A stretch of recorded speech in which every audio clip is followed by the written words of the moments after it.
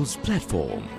Good evening. This is the People's Platform. I'm so pleased to invite yet again to our studio Dr. Ajantha Perera, environmental scientist and human rights advocate, to discuss justice deficits. Good evening and welcome, Dr. Ajantha. Thank you. So nice to be with you. And with you. Dr. Ajantha, you are someone who utilizes your freedom of assembly, freedom of expression. These days we see you on the streets a lot, protesting against several issues. Yes. Speak to us about what's going on. Yeah, basically I am a firm believer the right to speak. I love the Constitution. So I want to live by that Constitution because I think we need to be like a role model for other people, you know, because a lot of people are not so sure as to what they can do. So very few, you know, most of the women, very especially I should say, you know, they're a bit worried about getting on the street and protesting. They're worried about what the police could do to them. And they're worried about tarnishing their name and all those things. But I'm a firm believer that what the Constitution gives you as freedom to speak, you need to speak. Because you see, no other animal in this world can speak. I mean, no elephant can speak, no dog can speak, no rabbit can speak, but human beings have been given the privilege to speak and to take decisions. And I think living in a country, if you don't speak, if you don't raise your voice, if you don't give your opinion, right? What's the use of your life? I mean, you know, you just live and you let everything happen to you. And then at the end of the day, you say, oh my goodness, you know, everything is so terrible, everything is so bad. But there's a lot you can do because you are you're unique. And I believe you're born for a purpose. And I firmly believe in that statement. You're born for a purpose, and sometimes you're born to help other people by your words. And that's why I speak and I protest, and I love protesting, not just for the sake of protesting, but I want the country to be moved in a particular direction. You see, there is a Bible verse which I really love, and that says, the justice should flow through the land like a river. And I imagine that river of justice flowing through Sri Lanka, because Sri Lankans have never known what justice is.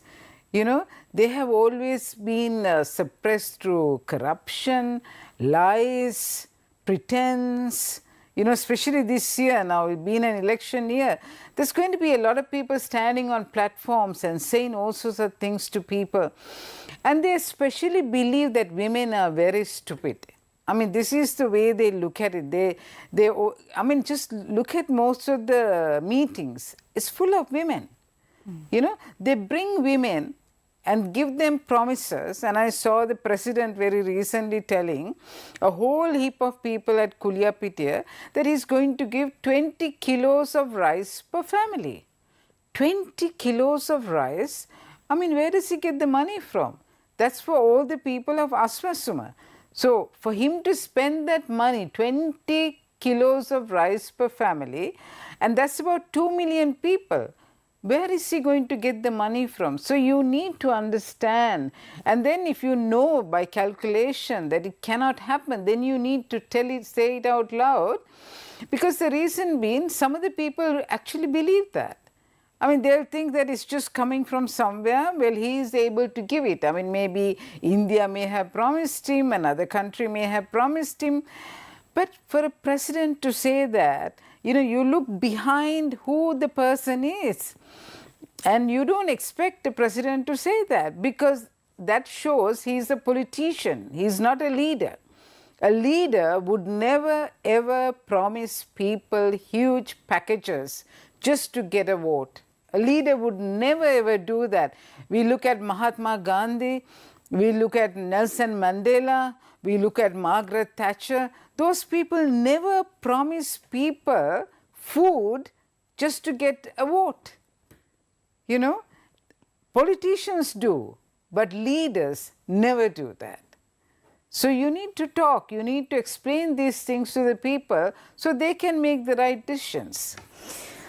So you said we need to move beyond passivity and this culture of being beholden unto this Exactly. culture of the Batpakat and Arakukala. But Exactly. we're saying this to a people who are in hunger. Yeah. So how does that work, Dr. Yeah, Ajantha? it's. I think Sri Lanka. See what the leaders of this nation has done is they've driven the country to in such a way that people are in poverty. People have been made helpless, so that when the people are helpless, they are able to give them things in order to make them happy. You see, a true leader would lift up the people to his level so he can work with the people. Yeah. A person who is a dictator who's going to use people, what he or she does is to bring the people lower so that people has to look up to him. Like looking up to God, they have to look up to him, expect things to be dropped from above. You see, that's what the politicians have done to the people of this country. And the people themselves have accepted it up to now. You know, and today when you talk to the people on the roadside and when we talk about the elections or even for that matter meetings, most of the people are saying we might get something. They're expecting something from the leader, you know, they're expecting something from the so-called leaders. And so we need to tell them this is only short term. There is something called short term, there is something called long term. And an intelligent person, a human being should never ever think short term. Short term happiness is only for a little while. You are happy, you've eaten the bath packet, you drunk your alcohol, and then you had a good singing, and that's the end of it. But a long term, you know, you make sure that your children can go to school, you can get a job, your husband can get a job, you have a little family, you can afford things and you develop a family, and you know for sure that you are stable in that country. So short term and long term. Politicians often give short-term solutions, but leaders, people who care about the people, who would go to any extent for the people, leaders, they only give long-term solutions. Dr. Ajantha, women are disproportionately impacted when there are justice deficits. Let's speak about this aspect because this is quite dangerous. Yeah, the women at the moment, I think in this country, they're going through one of the worst scenarios that they can go through because they are being, you know, even though you're a woman, you know, you depend on either your husband's salary or you earn your own money. And you need to now divide it, you know, accordingly to whether it's for the education of the child, whether it's for medicine, whether it's for transport, whether it's for the household electricity bills or water bills and so on. So a woman is always very much pressurized right now because the amount of money they have in the hand is so little, and then they go shopping to buy vegetables and it's so expensive, and most of the time the vegetables are also of not good quality, you know, and then they come home, they have to cook and they have to do all these, the gas prices, and then eventually the woman is so suppressed through that she does not think of herself. She does not have time to think of herself. And so in a situation like that, it's such a desperate situation. And I think this is why also one reason why a lot of the women are now protesting more than the men. If you look at our group who are protesting out on the streets on Thursdays or Sundays, you know, we see more women coming and holding the board because they are being affected, you know, they worry about the future because they have only two options, either to live in this country and, you know, make sure that everything is okay and divide whatever you have so that you can live, or you go abroad. And look at the women who go abroad. You know, I mean, they have to leave their little children here and then they go abroad, and by the time they come back, they may have to face very drastic situations, you know. And then we also have people here today, women, you know, they are forced to work. whether they like to, whether they do not like to, they have to work. So women today are being really pressurized, and I think in a way it's a good thing, because right now they must take right decisions in voting. This is an election year. The women should learn how to vote. They need not listen to their husband. They need not vote for the person whom their husband is voting for. Think of your children and vote. Don't think of yourself and vote. Now it has come to a situation the women must always listen with your ears, but think with your brain. Somebody might come to your doorstep and say, I'll get you a job if you give me your vote. Right? But the woman must always remember, these people will always come and say things which they cannot keep. Keep that promise, after the election is over. We've seen this again and again. So the mothers, I particularly speak to the mothers, think of your children when you're voting. Talk to your children before you go to the polling station to vote, because children are smarter than us. They can think long term, and you don't necessarily have to listen to your husband, because husband may be talking to his friends and and then deciding on a certain thing. There are certain people who say, I'll only vote for blue or green or red or whatever. But the women need to think very smart these days, and that's why we need to empower them. Unfortunately, we don't have a good minister for women affairs. Geeta Kumarasinghe is a beautiful actress. I admire her talents as an actress, but I do not admire her talents at all as a Minister for Women's Affairs. I mean, the statement she made, recently for the Women's Day, she was saying, the president really likes women. The president will always make sure that the women are looked after. My goodness me, she's the woman. She needs to be in the forefront saying, look, women are really suffering. Let's try to find them good jobs. Let's give them, small amount of money so that they can start their own, work. I remember when I was fighting for the electricity bill recently, I was in a Public Utilities Commission. They shouted at me. They were very annoyed with me because I said, reduce the electricity bill so that people can afford to start cottage industries. Women can sew, they can cook something, and those things are possible only when they can afford the electricity bill. So Geeta Kumarasinghe should be thinking of this far more, because so many women, every day when I go to the airport, I see so many hundreds of women leaving the country, and they have tears in their eyes. They're going not with joy, they're going with a lot of pain and tears.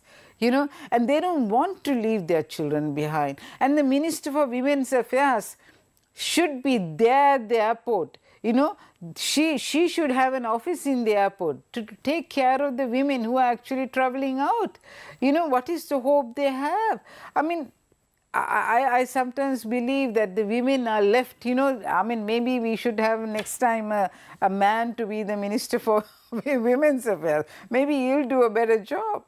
Because if you have a woman who does not understand women, maybe because of their ability to afford things, different to what the average woman can do, we are having a very bad situation right now in the country.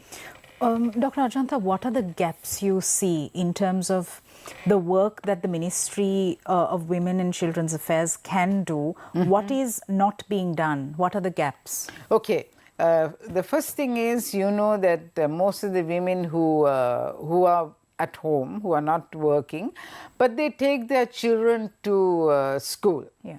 And then when they go to school, they can't really afford the transport back home and then go back again. So they hang around near the schools.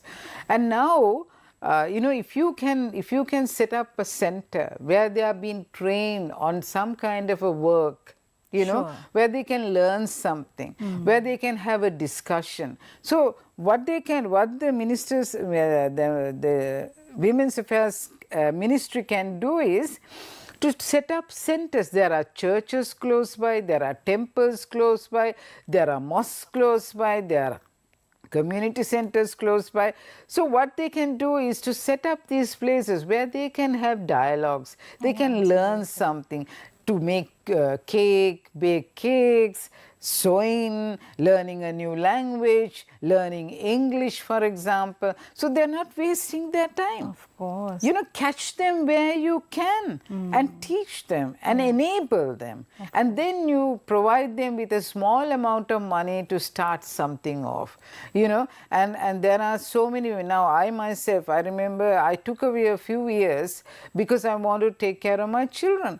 And I was, as an educated PhD holder, I didn't want to work because of my children.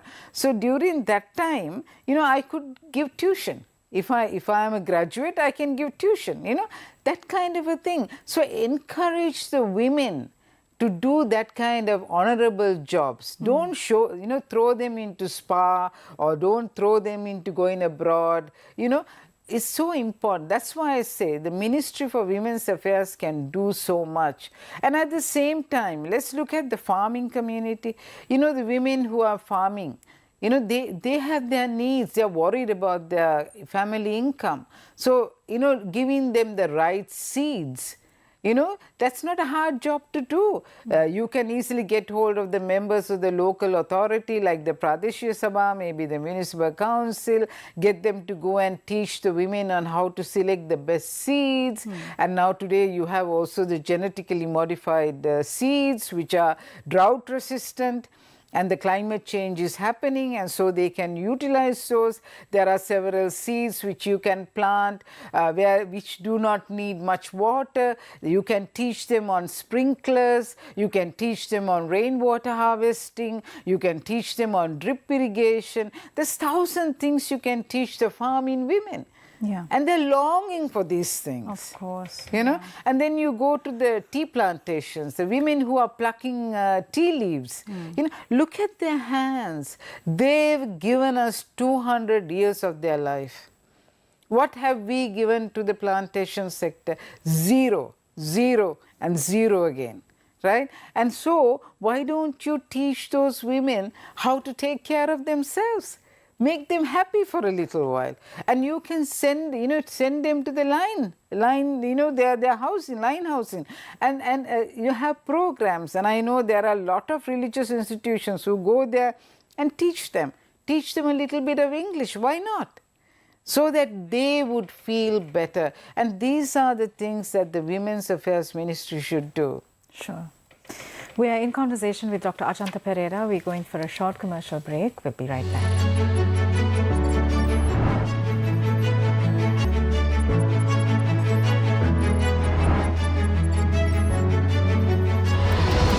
The People's Platform.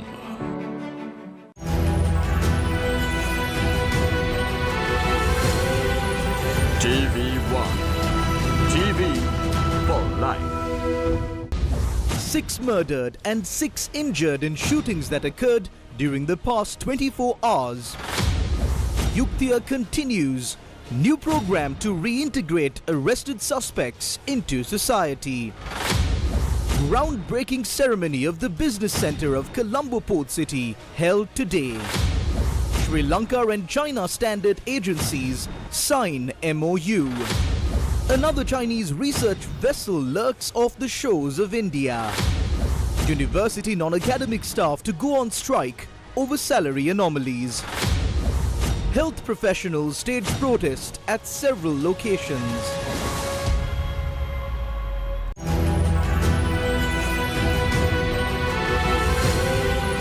TV1. TV for life.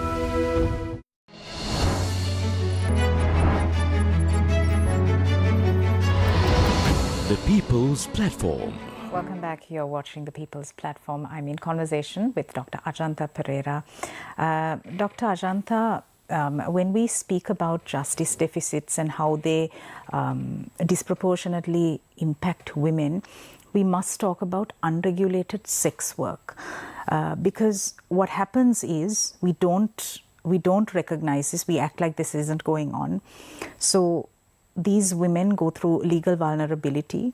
arrest, prosecution, harassment, then stigma and discrimination, violence and abuse, health risks, economic exploitation. Every 200 meters around Talawatugoda, Battaramulla area, for example, there are spas on either side of the road, and they are all packed. And we still act in denial. So, speak to us about how dangerous this is for Sri Lanka's women. We have a responsibility and a duty to look after these women, their health, their well-being, their legal protection. We have to guarantee that.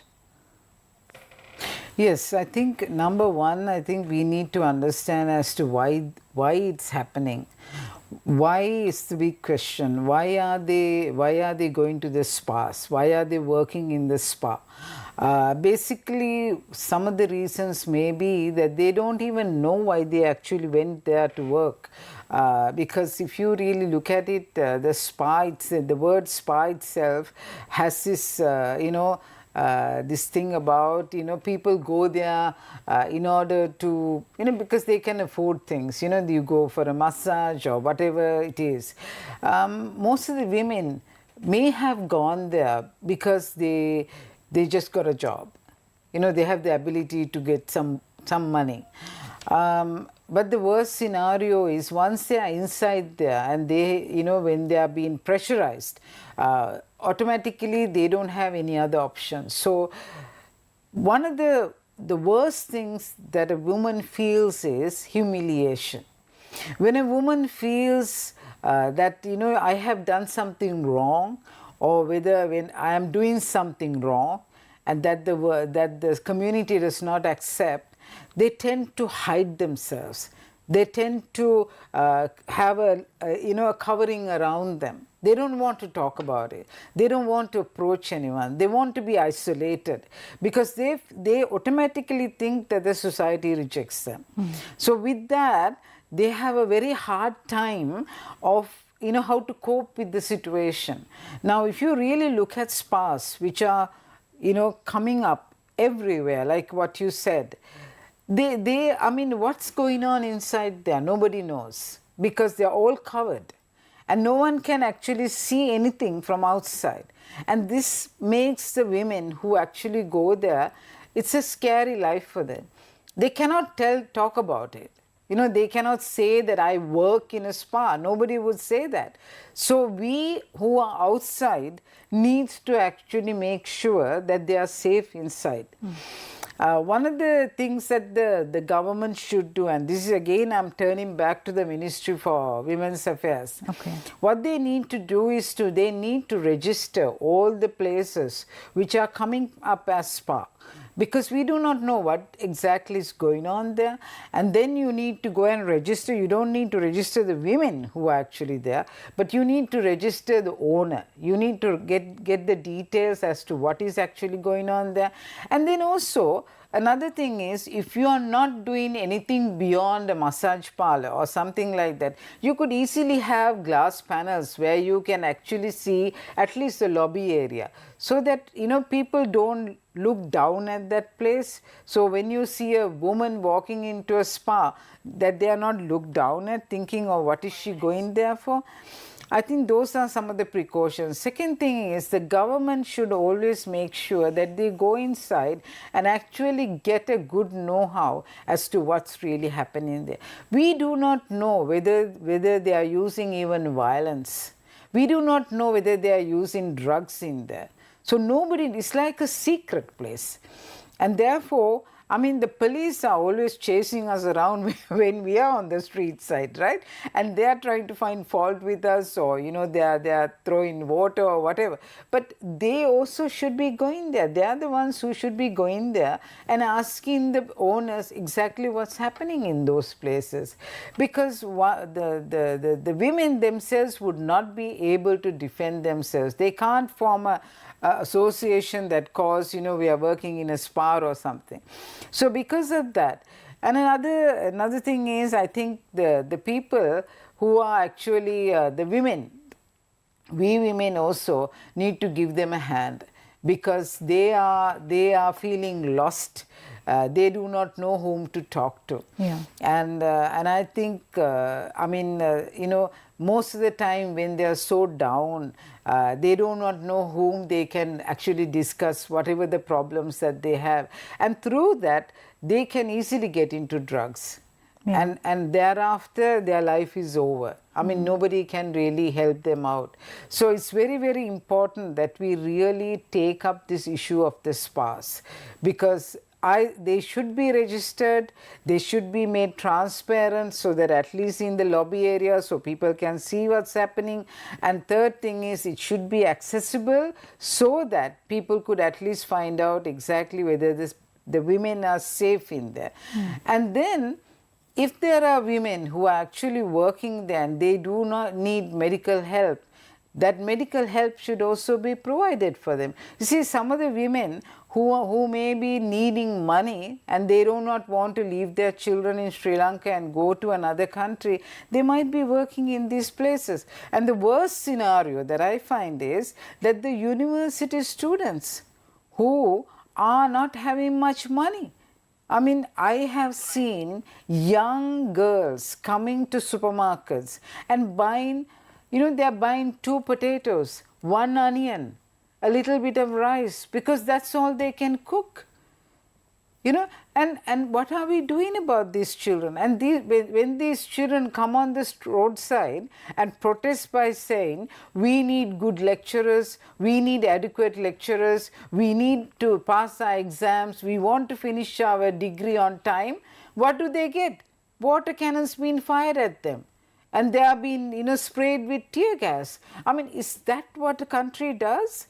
I mean, just because somebody is 18, somebody is 19, somebody is 20, they have the inner strength to voice out what they feel. I mean, are they to be met with water cannons? Are they to be met with tear gas? Is that what the so-called politicians of our country can think of? Why do the politicians always consider the young people as the oppressors or the ones who are against the government? They are not. They are the next leaders. And if you really look at the figures, now the Sri Lankan debt is 83.6 billion American dollars. 83.6 billion American dollars we are in debt. And now when the IMF loans also come, it's going to increase, right? Who's going to pay them? Who's going to pay the debt? Now Mr. Ranil Wickremesinghe has said 2027 to 2042 is the period when that debt is going to be paid. Who's going to pay it? The young children of today. The youth of today will have to pay the debt. Not you, you will be there, but I am old and I may not be there on that time to repay the debt. So the young children of this country have every right to fight. And if I was 18 or 19 years old, I would be on top of that water cannon, stopping it. I would be on top of that, tear gas spray, and I'll spray it on other people, those who are trying to suppress the children. Because the reason being, why should I pay for the sins of the elderly people of this country, the leaders of this country who have taken the wrong decisions? So you see, now the statistics say 16.8% of the female students at the schools, they are malnourished. So, I mean, they are worried. They are malnourished, they don't have much money, they don't have a proper education, they do not know when they can finish the degree. And what else can they do? They come on the streets, which is right. But when they come on the street, they are being sprayed with tear gas and water cannons. So at the same time, coming back to the spa story, don't let the women go there. They don't go there for fun. They're going there to earn some money. And the leaders of our nation need to understand that. All right. Thank you so much for sharing your perspectives. And thank you for having the courage to care. Thank you, Dr. Ajantha. Thank you, my dear. Thank you very much for watching us. We'll see you again tomorrow. Good night.